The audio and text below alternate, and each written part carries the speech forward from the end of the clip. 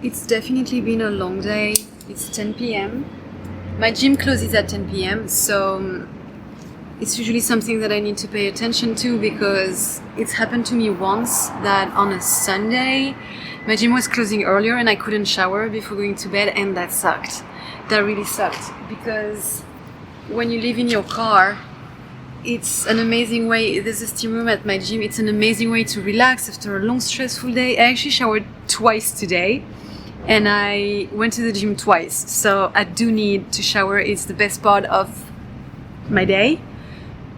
When I'm in the steam room and then I shower and I just forget everything, I just relax, I just focus on myself. What I usually do is I shower at the gym. I put my pajama on. You could consider this a PJ. I'm in a safe parking lot, sort of. I mean, I'm still, trying to figure out who walks and who doesn't. But usually I would be inside the car and I would do my skincare in the car, or just outside my vehicle and just, looking at myself on the window.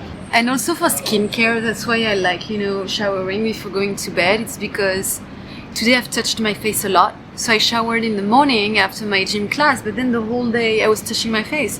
So I'm thinking, if I go to bed without a shower, I'm not going to be able to have a clean face. And I know that I could take a wipe and just wipe my face, but I have very sensitive skin. So on the long term, I would get all sort of rashes if I did that. I need a proper shower with my soap, which is for sensitive skin, and then moisturize. And honestly, it's not just for the cosmetic part of it, it's also for the relaxation and just putting your brain into sleep mode. I must admit that those past days have been extremely stressful for a bunch of reasons. I've been cyber harassed, so I was a victim of online harassment the past days. It's been hard to overcome. I've tried to, not focus, not let it get to me, but it does somehow, it does. When you're a content creator, you're gonna have haters, and my gosh, I've learned how to process the concept of hate, but sometimes they take actions that actually damage either your economic situation, either your reputation, and it's been really, really annoying. And that's something that I've had in the back of my head. I did not feel safe. That's actually one of the reasons why I started a YouTube channel in English.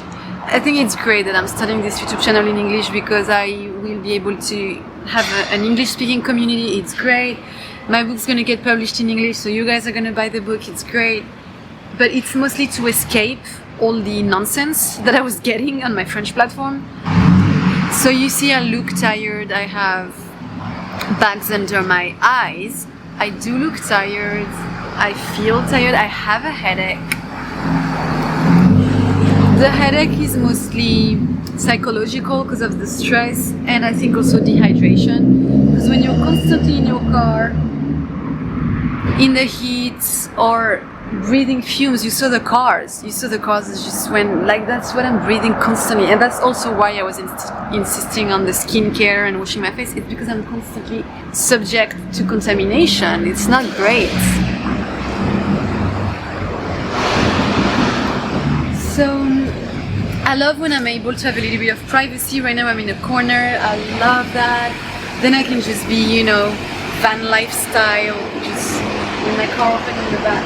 I'm gonna put a little bit of lip balm and then pretty much hand cream, and that's it. Ready to go to bed.